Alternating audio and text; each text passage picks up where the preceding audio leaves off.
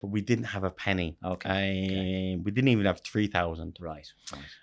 So that's why Michael's is called Michael's, because when we started, we didn't have enough money to change the sign outside of the That's gas. outside of the restaurant.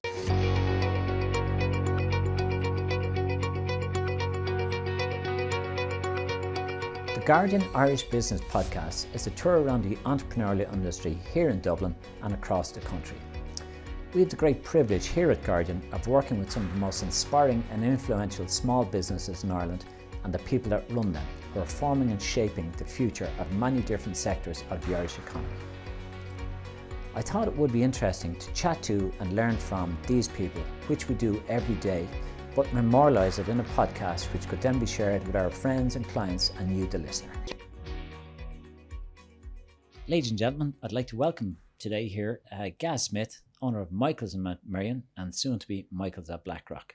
Gaz, thanks very much for coming. How's things today? All good. You're looking very well. So. Thank you. You're a flatterer. So tell me, well, before we get on to your new venture, tell me, where did it all start for you? A man born in Wexford, raised in Oxford and returned to Dublin. Tell me about that. What's the time scale on that? Oh, so we're actually from Arklow and Gorey. So half Wexford, half Wicklow. Okay. Went to the UK then in the building boom, and I came back when I was 16. Right, okay. Maybe 17. And been here since. Travelled around Ireland with the work.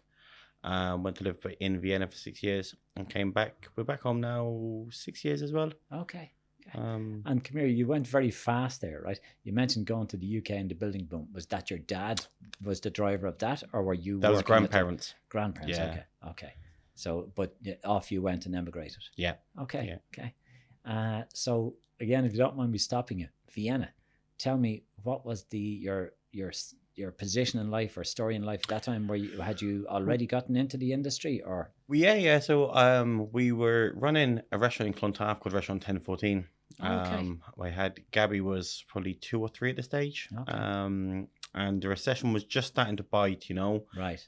You could just hear the wind rustling in the trees. Okay. And Brian Patton, whenever he would come to Dublin, he would come for us for lunch and dinner, and we got talking. And he had a very busy pub in Vienna, and he just wanted to ramp the food up. Okay.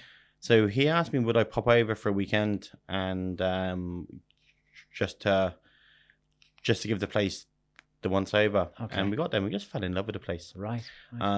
So I got home. I asked my wife if she fancied moving. It was all making sense as well. The restaurant was just starting to quieten down. Okay. It was just starting to get a bit tense here, and so he flew us over to Vienna with Rita and Gabby, and they just fell in love with the place straight away. Okay. So was that 2008, 9, 10 or after? Would have been 2007 maybe. Okay, so your timing was superb. If you don't mind me saying. Yeah. Okay. So we went to Vienna. We had Felix over there. We transformed the pub dining scene over there. Actually, we were one of the first gastro pubs. Okay. And we brought Irish cuisine there. They had very little idea what food we served here. They thought it was all bacon and cabbage and that kind of thing. So we started doing loads of seafood. Right. It was a roaring success. But my German is terrible. Right. And I just couldn't get into the swing of it at all. Right. And because I've got a stutter, when I tried speaking German, it got 5 times worse. Oh, right. Okay. And I knew that I had some business moves in me. Right. But when you don't speak the language, difficult. You're kind of handicapped. Okay. And I just knew that I didn't want to continue working for somebody. I was going to ask you that. So you weren't an equity participant in that business? No. You were an employee working for somebody. Yeah. Okay. Profit share or no profit share? No. Okay, no. so literally. So just a wage. So I guess I didn't realize what it means to be a business owner, and I thought Okay. it was all Rosy and glossy yeah, and take in the money. yeah. But I always knew that I wanted to work for myself. Felix was 5. No, he was probably 3 at that stage. Right. Gabby was just about to start the new school over there, so it was perfect time, and it was kind of now or never. Okay. And we left Vienna on very good terms. If things didn't work out, we could return there. Okay. So I came back and joined the Canara group Right.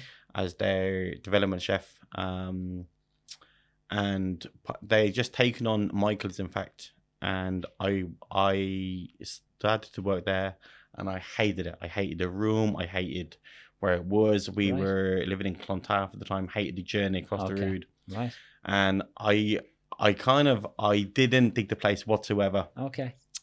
But and I actually left there to go and do a project in the Klonsky house, where I did have a profit share plan Okay. and business partners, and it was a very good learning curve of what can happen when there's 9 directors and family members. Were and there? yeah and, Oh, and okay. Right. it wasn't for me anyway. But Michael's, If you don't mind me saying, I'm not surprised with 9 family members. yeah, I've been involved with family companies, and they're quite difficult where there's more than 2 people even. It's just, yeah, it was yeah. and especially in the hospitality trade, when your partner's wife and her friends are out, or their friends are out, and they start to text that there is 4 dirty glasses here, and it's very bad service, and Right. and that kind of thing, So the Canara group wanted out of Michael's, and I didn't have any cash. And all of a sudden, when it could become mine, I fell in love with the room. I fell in love with the journey to work, Great. and my mindset completely changed because now it was mine. Right. Okay. But the bank wouldn't give us the loan for Michael's, and it was a relatively small amount. Back I think it was like 30,000. Wow. Okay. And that was fixtures, fittings, the works, but we didn't have a penny. Okay. We didn't even have 3,000. Right. So that's why Michael's is called Michael's, because when we started, we didn't have enough money to change the sign outside of the That's gas. outside of the restaurant. So Sean, who owns the Canara Group, he wanted out. I wanted in. The bank said no. So Sean said, "Listen, I'm going to lend you the 30 grand myself, and pay me back $1,000 a week." That's very decent. And he said, the first time that I come here on a Monday morning and that grand is not there for me, we're no longer friends. Okay. And so that was how we started off. But then it was all the things that I hadn't crossed my mind. I was so fixated on it being mine. I hadn't thought about seed money, about food purchasing. So we got the keys, and I was like, fuck. What do I do now? What do I do now? Okay. And then we got a quote to change the sign, to change the name, and it was like, I think it was like 500 quid. And we didn't have it. Right. So we had my previous week's wages. We went out and brought the freshest fish that we could. Okay. And we sold that, and we quickly realized that is what the people of Mount Marion wanted, was just very, very fresh seafood. Yeah. And the restaurant was raggedy. Okay. Like it was falling to pieces, know. All of the tables were homemade. Like it was falling apart, really.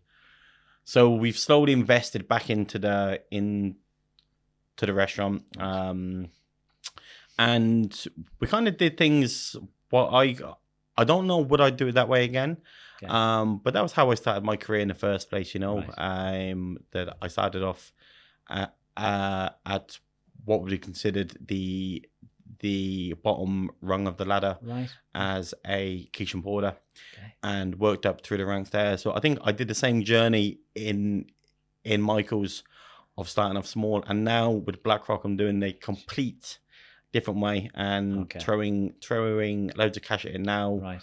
to future-proof it. The Rolls-Royce version now. Yeah. Okay. But do you mind me saying that having been in Michael's and Little Mike's, Michael's is a unique style, and you know, I can't comment on the decor because I didn't notice it because I was so taken with the food. So look, it's testimony to you. Yeah, it's very good. And then talk to me about Little Mike's. How did it come about? So that came about. It used to be a cafe.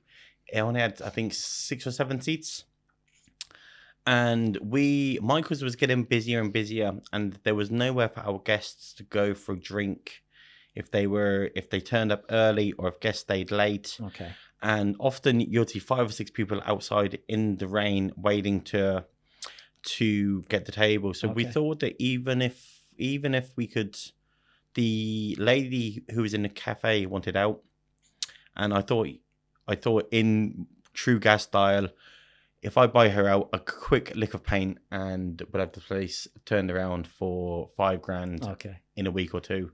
Turns out, no, we didn't do it with a lick of paint. Right. We've done a complete refurb on it.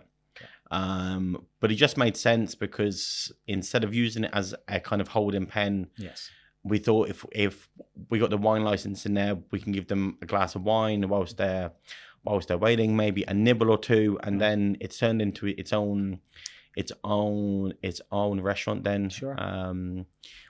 I must say again, having been a totally different style, very very nice. But different vibe than Michael's. I can understand. So there's differentiation there. But again, well done. Yeah, really nice. We actually thought it would end up going. Would appeal to the younger crowd. Right.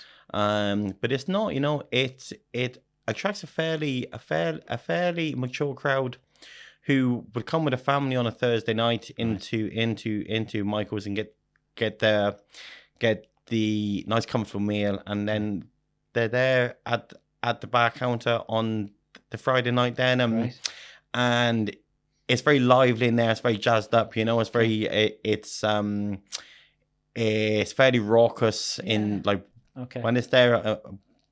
When it's packed on a Friday night, right? The people at the chef's counter would be in watching the chefs cook. You know, it's a good little spot. Fantastic, yeah, very very good. You mentioned there just very briefly. You touched on kitchen porter. Talk to me about how you got into this business, because again, do you mind me asking, did you go to college? Did you just start working from being a young person, and how did you first get your draw or your interest in the food industry? I guess I started working very, very young. Was never great in school. I was fairly smart but when I was a kid, and then didn't really like school. Okay. But I hated having my hand out and having to ask for things. So if I wanted, let's say, a new fishing rod, right, I would go and work in the markets and. So I got my first job in the butcher's. I was probably only 12 or 13. Right. And I was great for blagging about my age. Okay. So I think you had to be 14 and so I was probably 12 or 13. At that age, I probably had four small part-time jobs. Right. A paper round before work, a paper round before school, a paper round after school, right, working in a video shop and a butcher's. Very good. On weekends. So I was always a grafter. Right. Right. And no, never went to college. I fell into the trade completely by chance. So I left school, what was I, 15? Okay. And went to the jobs careers place, and they had me in a 9-to-5 place doing some clerical work, and I just after don't think that's no, you. No. Okay. So I had moved out of home by that stage, and I had rent to pay. Right. So I just took the first job that was there, and that was as a kitchen porter in a department store. Right. And in Dublin here, or that was in the UK. in the UK? Okay, Yeah. right. So and then I think that people think that I had this passion for food from a kid, and we used to eat farmhouse vegetables, and I couldn't be further from the truth. Right. You know. So was your mum or dad in the food industry? Not whatsoever. Okay. Our kind of haute cuisine in our house was Finder's crispy pancakes. Okay. Fish fingers. And waffles and beans and so there was no food pedigree there whatsoever. Right. So that came later on. I think that I was 21 when I tasted my first piece of fish. You know. Right. Okay. Right. So started off as a porter, had no career plan whatsoever. A job popped up that paid £1 more per hour. So I was like, right in. Okay.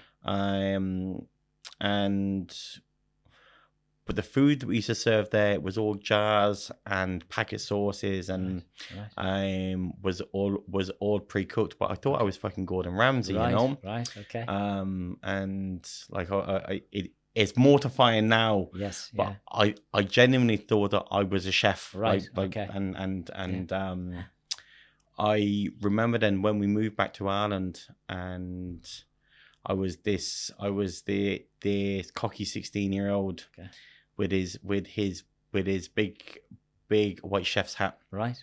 And I went to work in a pub down in Wexford, and the head chef asked me to make a soup. Right. So I walked into the dry store because I had never had at that stage a soup that was not from a packet. Okay. So I was walking around in circles in the dry store, like, where the fuck is the soup now, you know? And then I went back to the head chef, and I still cringe about this. Yeah. I asked him, is there a separate dry store for the soups? Right. Well, he ate the bollocks off me anyway. Right. And it was then that I kind of realized that I didn't know anything about cooking whatsoever. Okay. Right. But I had learned by that stage about the kitchen hierarchy, how to manage a service. So whilst in those early days we weren't cooking, I could run the pass. I knew how to place orders, that kind of thing. Right. So I used that as a foundation, and then took a big step back and learned to cook. Right. And then just went up through better restaurants. But I still think those early days where I thought I could cook, but I couldn't. I was actually learning about kitchen management. Okay. And how to manage people. Right. Which I think you can't really have one without the other. Right. Could I ask you, because you mentioned about this, you learned by experience. Mm-hmm. That's really where you got it from. Was there anybody in particular you met along the way who you to this day would say was my biggest influencer or mentor, or you admired, or that you said, because certainly I can look back in my career and say I worked under some fantastic people, either through their man management skills or their technical knowledge, or just their conviction to the cause. Is there anyone stands out in your mind? Yeah, to be honest, loads and loads, because I kind of graduated up through that journey. At each level of cooking that I went up, there was a different guidance figure there, you know. Right. So back in the first days, there was a lady called Rose Brannock, and she had the patience of a saint, you know. Okay. And I find that very often you don't realize that a person is your mentor until years back. Until years later, and you look back when you find yourself repeating the words that they said to you. Yes. A decade ago, and then so it was Rose that kind of that gave me calmness in the kitchen. Very good. Then I went on to the Chart House, and Gary Fitzgerald, he taught me how to cook. Right. Then I went up to Ross Lewis in Chapter 1. Okay. He knocked the bollocks out of me. Right. But that was a very, very good learning curve. Okay. And as the company grows now, I keep referring back to things that I saw in chapter 1. I didn't get what they were doing or why they were doing it. Okay. But I find myself copying it or and so to answer that question, I think there's been many people on the way, and very often you can't see it until and that is when you lift the phone and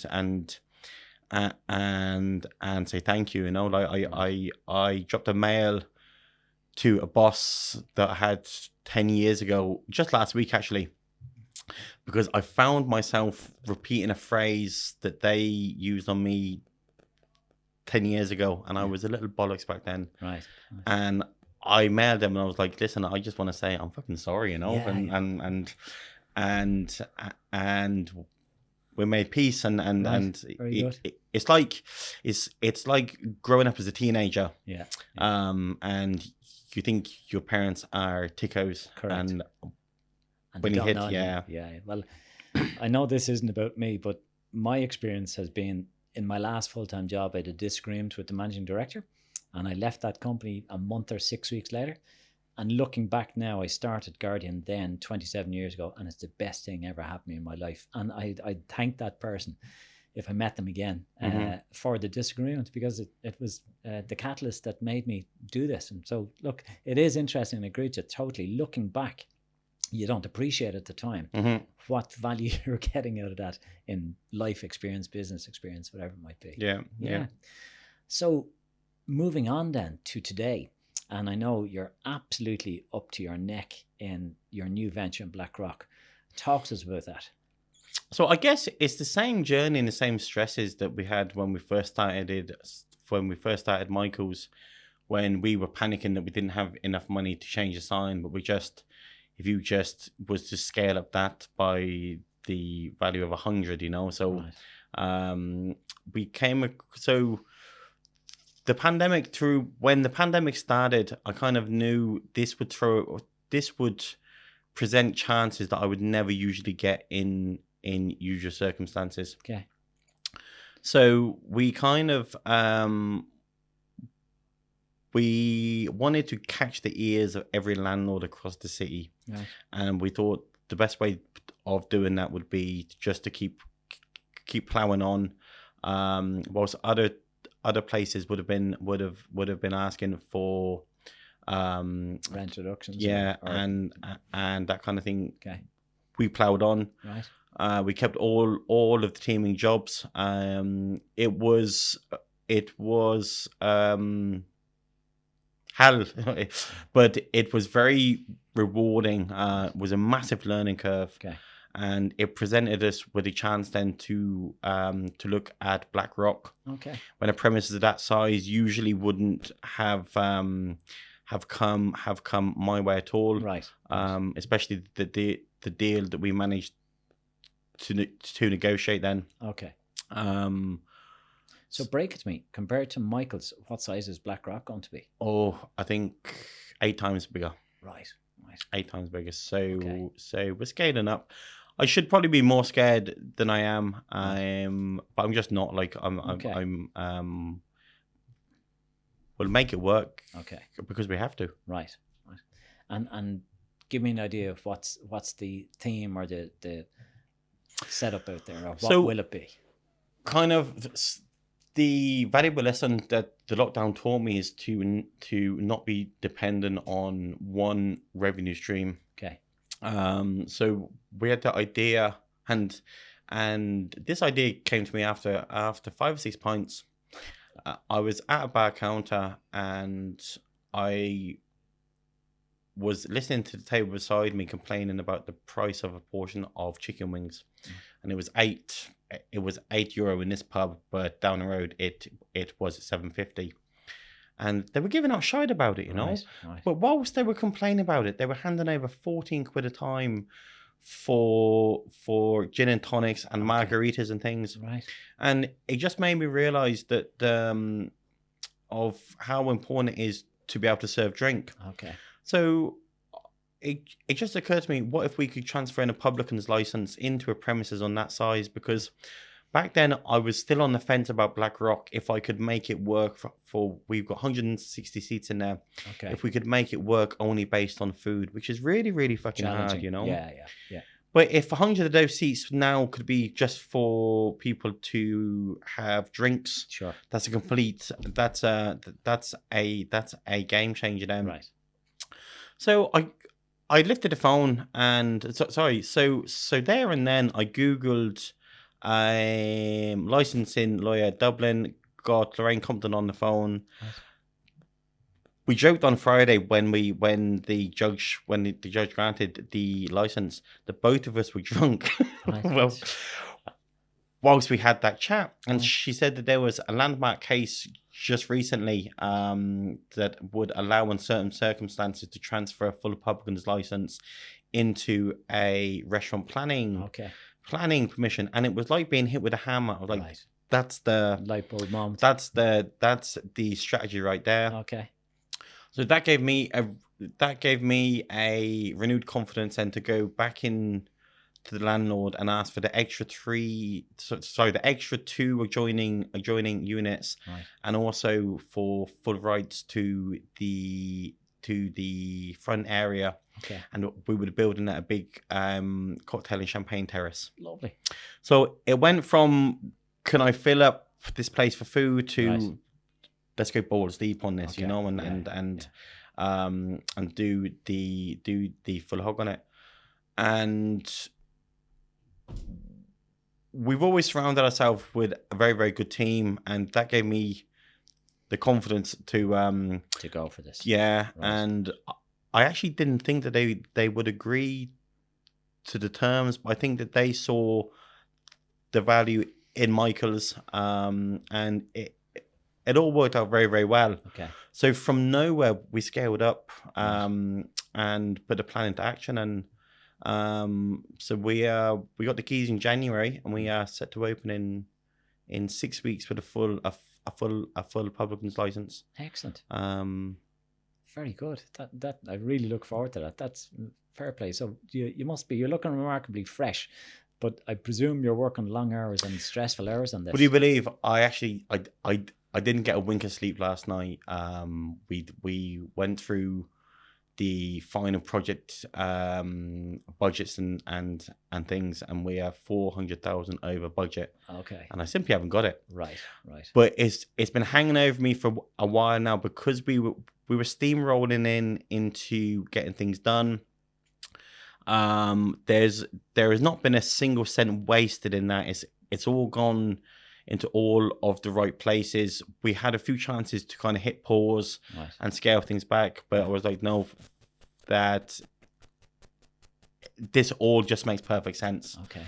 And I was more concerned about not knowing the figure and being concerned about how much do I need to find. Now that I've got the figure, whilst I didn't sleep a wink last night, sure, I left the house this morning with a target. Now I've got to go and fucking hunt out. Okay. That's the figure. Right. Go get it. Sure.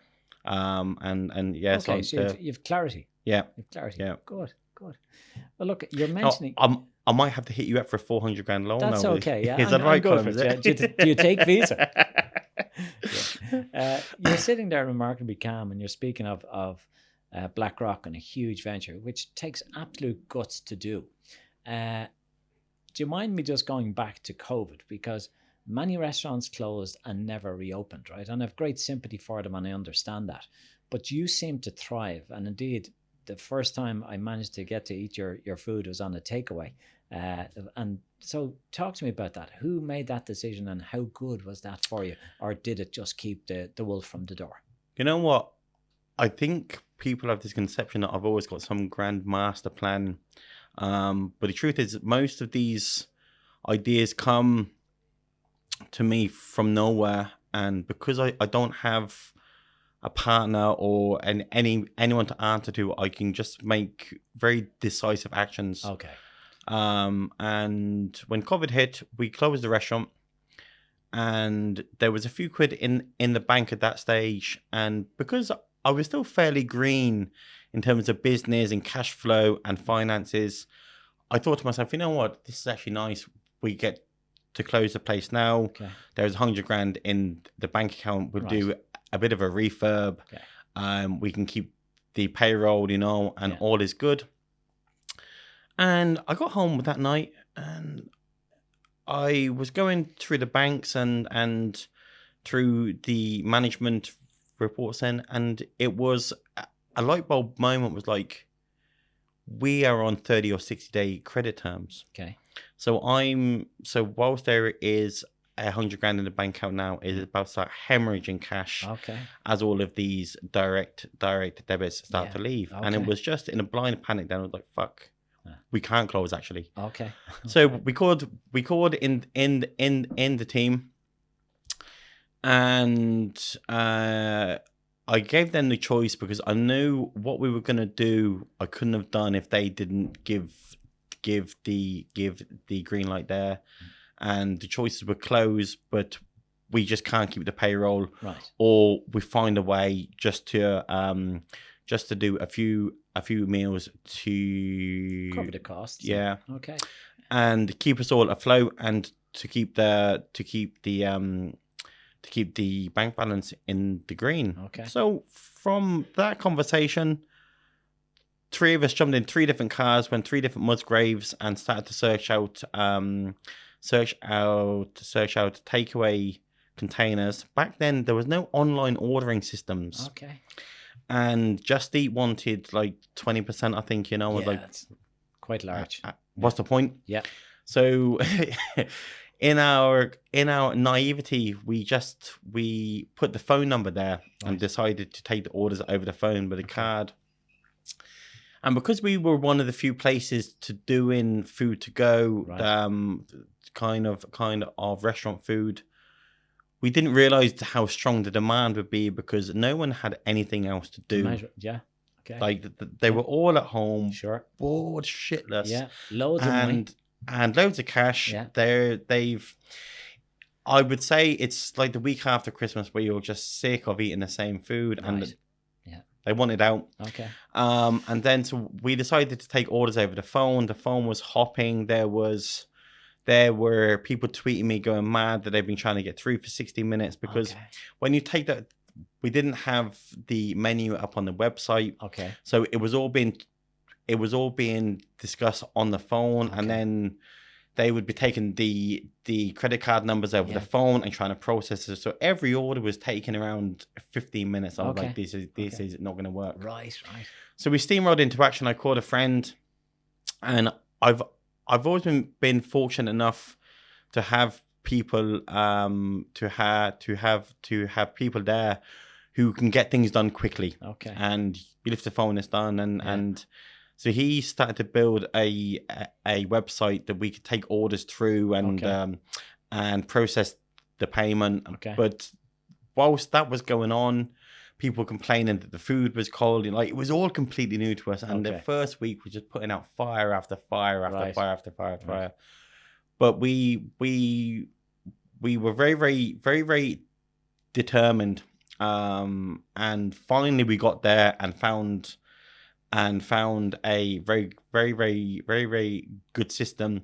And it was random things like we would make up 4 versions of a dish, put it in the boot of my car, drive around in circles for half an hour, take it out of the boot of the car and see which one has lasted and which one held up the best, and everyone thought we were Egypts. Right. But that was the difference between maintaining the reputation, and the business and retaining the staff. Yeah, because if you don't mind me saying, you still have the staff that you had pre-COVID largely, whereas others who closed their staff have found alternative employment, whatever it might be. But you've got the team there; the core team are still there. Yeah, I can't imagine trying to reopen with a brand new team. I just it was all worth it when we got the guests back through the door and we didn't have to blink and great. No retraining, nothing like that. Yeah. People just back to business.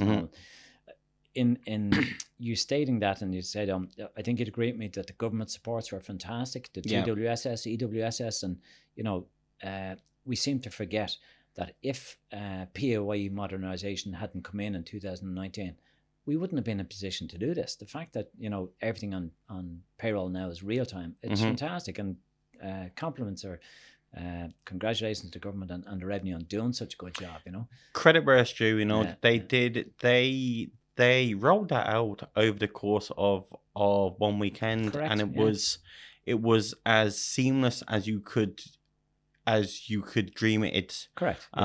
They worked together with places. They weren't trying to hang places out to dry. Sure. No, they didn't put much red tape there. And what I would say to you, I think the majority of people honoured it and adhered to it. And whilst there's some correspondence ongoing now with some businesses, in the majority, all availed of it correctly, and it's been a fantastic project. And really, it's good. And to have you here saying that in the restaurant business, and you kept all your staff, it's well guess done.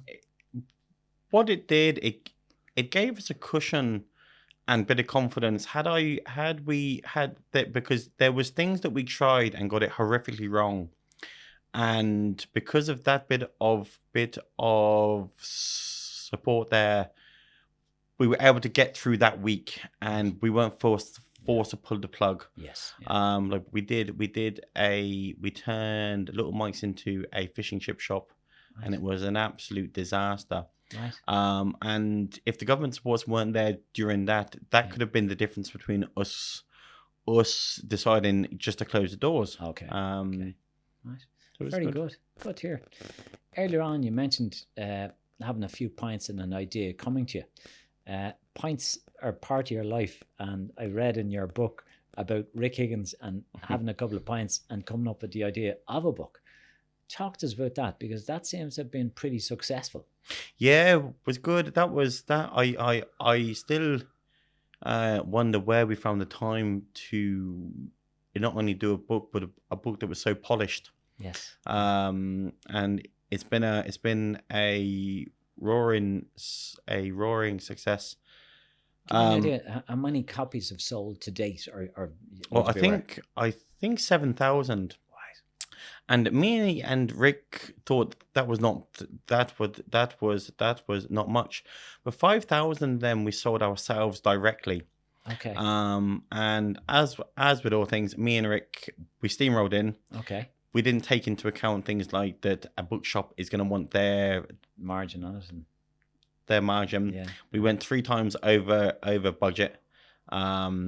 So then we were fortunate enough that we marketed it that well that we were able to sell the books directly ourselves. Very good. And then the first run paid for the second run then. Right. And so any book that we sell now is just a bonus. Right. Very good. But yeah, so I find the best ideas or the best friendships or the best compromises are found over a pint or mug of tea, like just yesterday when we found out how over budget Blackrock was. Right. One of the companies we've had a great relationship with now for 5 years. We paid them in full on time. It became apparent that I'm gonna owe them the guts of 100,000. Okay. And I was able just to swing by, grab him for a pint, and say, look, this and because he's been on the ground in there from Blackrock from day one, he knows that this it snowballed very, very naturally. Right. But because we could go for a pint and we worked out payment terms, and it was as though my problem was half then, Very good. Like it was. Yeah. There's a lot to be said for just being honest and upfront with people. But again, your word is your bond, Gaz, and that's gone and stood you in good stead here today. That supplier spoke to you, you went, you approached them rather than waiting for payday to come along, and for you then to them, sorry, by the way, I can't pay you. So go on to them early. I think people really appreciate that. Yeah, they do, and there is a lot to be said for that.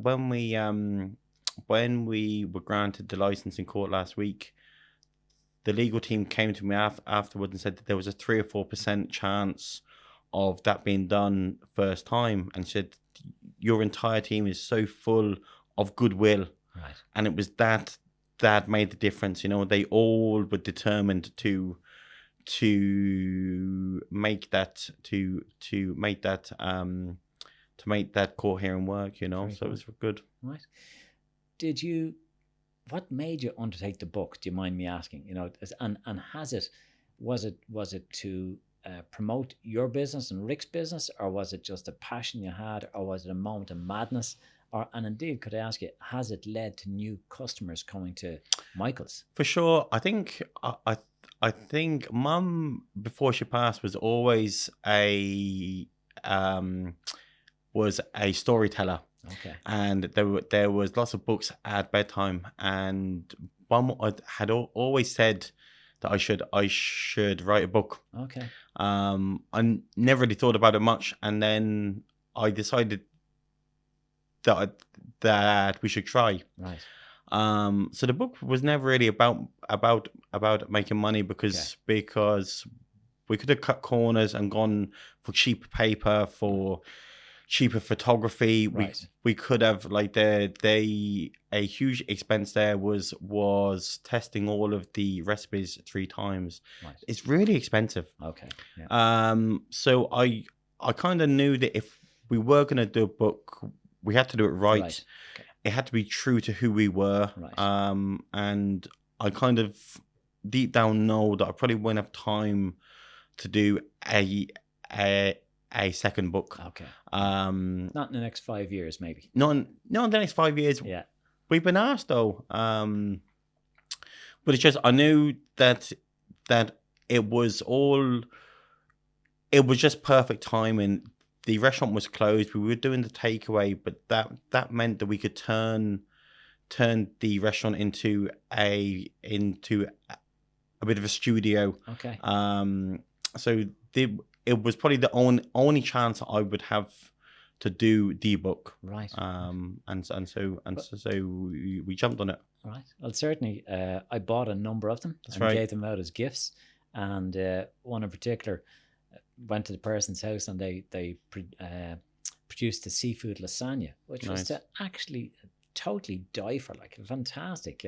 At the same time, they told me they made the crisp sandwich too. But the seafood lasagna, I have to compliment you. Would you believe I went back to a friend's house, there 2 or 3 months ago, and when I walked in and saw my book on their shelf, and I hadn't met that person before, and it made me feel very proud. Yeah. Absolutely.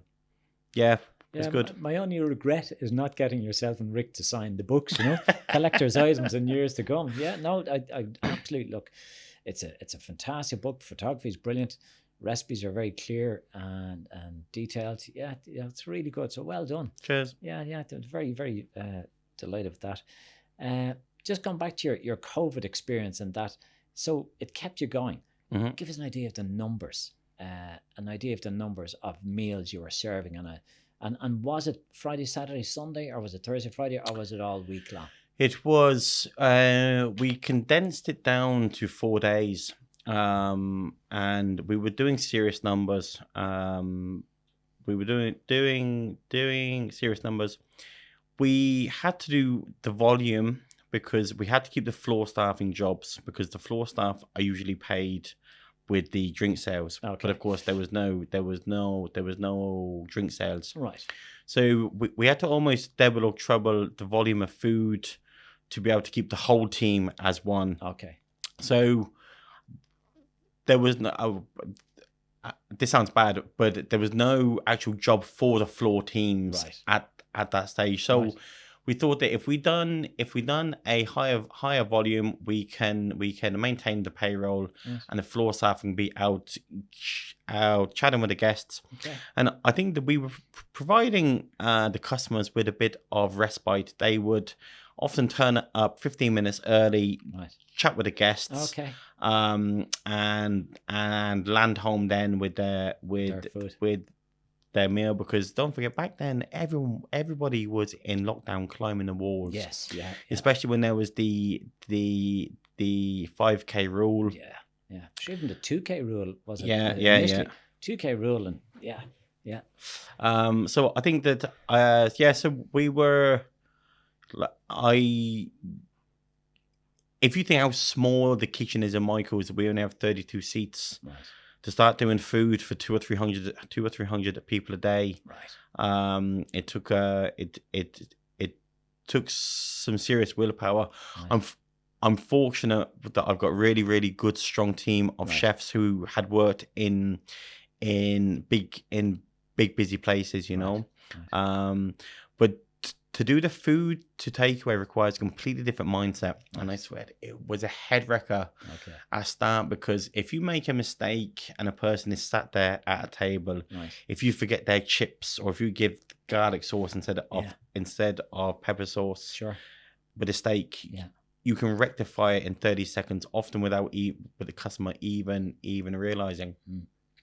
However, when the customer has left and has driven home and they've unpacked the meal and one person hasn't got the sauce, and in one case, and this was me, for fuck's sake, I packed up a steak and I forgot to put the steak in the box. So the person got home and just so my Friday and Saturday nights back then was basically driving from house to house with the stuff that we had. Forgot to deliver. Okay. But if you don't mind me saying, if you arrived to my house with the steak you forgot to deliver, I would be delighted and just very pleased. Here's the owner of this business, went out of his way to hand deliver this, to apologize and do it. So nice turn, if you don't mind me saying. It was good. Yeah.